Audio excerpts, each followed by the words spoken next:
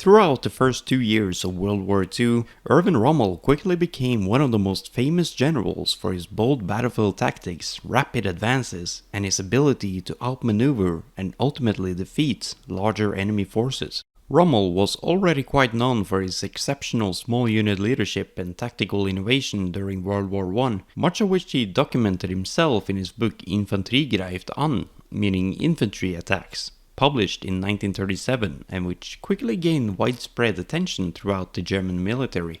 Due to this already well-established reputation and his close proximity to Hitler during the Polish campaign, he was handpicked by Hitler to lead the armored divisions during the early stages of World War II on the Western Front. Which brings us to the first major tactical move by Rommel, one that undeniably shortened the campaign on the Western Front and, in doing so, saved thousands of lives on both the Axis and the Allied side. In February 1940, Erwin Rommel was appointed the commander of the 7th Panzer Division, a newly formed armor unit preparing for the invasion of France. Although Rommel had no prior experience commanding tanks, his performance during the First World War, marked by initiative, aggressive maneuvering, and detailed battlefield observation, had greatly earned him the confidence of the High Command. As the German army prepared to execute its plans for a rapid assault through the Low Countries, Rommel's division was positioned to strike through the Ardennes forest, a region the Allies believed to be unsuitable for heavy mechanized forces.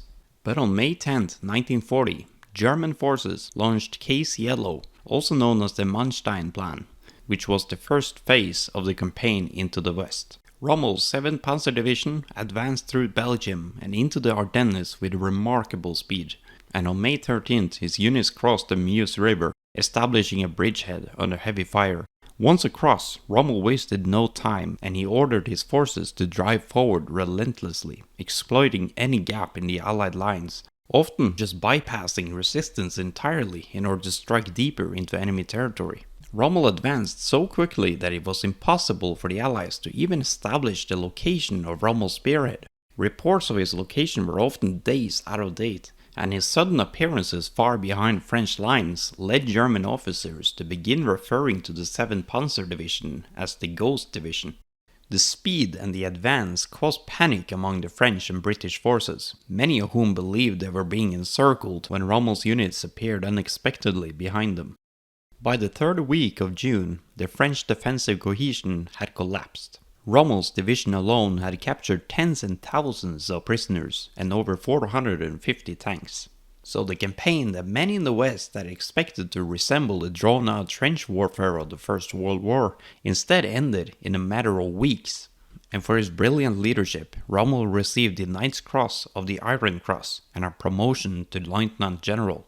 His success in France established him not only as a rising star in the Wehrmacht, but as one of the most feared and respected, innovative and dynamic commanders of the war. And in early 1941, he was given the command of the newly formed Africa Corps. The Africa Corps consisted of mainly two German divisions, the 5th Light Division and the 15th Panzer Division. Rommel first landed in Tripoli in Libya in February 1941, and his objective was to stabilize the now collapsing Italian front in North Africa. His orders were originally to hold the current front lines and go into a defensive mode, which he initially agreed to. But Rommel, drawing from his experience as the general of the Ghost Division a year prior, quickly made him hatch out other plans. Because in March 1941, barely a month after landing in Tripoli, Rommel started on the offensive and launched a surprise attack. On March 24th, Rommel advanced from El Agheila, a town in western Libya, which marked the forward axis position at the time. Despite the limited German strength, with only the 5th Light Division available and the 15th Panzer Division still en route, he pushed eastward with remarkable speed. And the British were caught completely off guard because they believed that Rommel would adopt a static defensive strategy until fully reinforced. By March 31st, Axis forces had taken Mersa Brega, forcing the British to withdraw toward Aidabia. Rommel's tactical approach relied heavily on maneuvering his mechanized forces through desert roads that the British believed to be unsuitable for large-scale movement. which was another grave miscalculation by the Allies, almost similar to how the French had overestimated the natural defense barriers of the Ardennes a year prior. This advance fragmented the British defensive line and created confusion in their command structure, and already on the 3rd of April, Rommel entered Aidabia without any significant resistance. And over the next several days, the Germans continued their advance, capturing Benghazi on April 4th and Derna by April 7th. This over-the-top rapid advance caused the British forces under General Philip Neame and General Richard O'Connor to be unable to regroup effectively. And on April 6th, Rommel's reconnaissance elements intercepted and captured both generals, shattering the British command cohesion in the process. By April 8th, German and Italian units were approaching Mechili, where the remaining British and Commonwealth units attempted in a last-ditch effort to establish a delaying position, but the position collapsed quickly and Rommel's forces pressed forward. By April 10th, Rommel had reached the perimeter of Tobruk, a key Allied-held port city defended primarily by the Australian troops of the 9th Division. Realizing its strategic importance both as a supply hub and as a potential staging point for future Allied counterattacks, Rommel opted not to bypass the city and continue on to press forward, but to instead encircle it. Rommel's forces quickly moved to cut off the eastern and the southern approaches, isolating Tobruk from land-based reinforcements. Within just over 2 weeks, Rommel had advanced more than 500 kilometers, largely without even pausing. The speed of his offensive, combined with the effective use of mobile reconnaissance, allowed him to exploit the gaps in the British lines and sustain extreme pressure on the retreating enemy.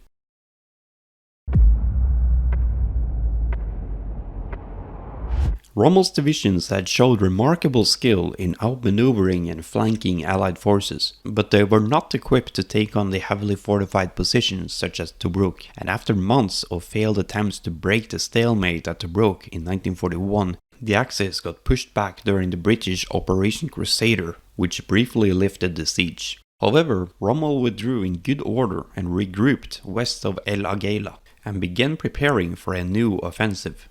The aftermath of Operation Crusader had left the British forces thinned out across a distance of 800 kilometers, and they had also greatly exaggerated the Axis casualties during the operation.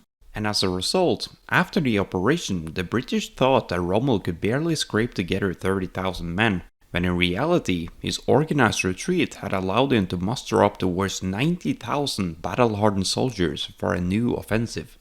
By January 1942, he launched another surprise attack, retaking Benghazi by the 29th and steadily pushing the British 8th Army eastward once again. And by May 1942, both sides had entrenched near the Libyan coast west of Tobruk, around a small desert settlement called Gazala. There, the British had constructed a series of fortified strongpoints defended by infantry and artillery. They were positioned from the coast and further into the desert, supported by minefields and mobile armor brigades held in reserve behind the line. Rommel, now commanding a mixed force of German and Italian units, the hardened 15th and the 21st Panzer Divisions, again faced a numerically superior force. But once again he would rely on maneuver and surprise. On the night of the 26th of May 1942, Rommel executed one of the most daring moves of his career. Rather than assaulting the heavily fortified northern strongpoints near the coast, he took his armored divisions and swung wide through the southern desert flank, once again utilizing terrain that the Allies considered all too difficult to operate in effectively. Rommel's forces moved undetected under the cover of darkness, bypassed the southern British positions and struck northward from behind, deep into the British rear. The result was chaos. Reserve British tank units, caught completely off guard, scrambled to respond. Rommel ordered his forces to hold the now captured strongpoints and used the captured British anti-tank guns to his advantage, and they continued to slowly wear down the surrounding British armor. Over the course of the next 2 weeks, Rommel methodically dismantled the British defense, exploiting gaps, launching limited counterattacks, and drawing their mobile units into unfavorable positions. And by the 13th of June, the British armor brigades had been effectively destroyed or routed, and with no strong armor left to defend Tobruk, Rommel turned his attention to the port city once more.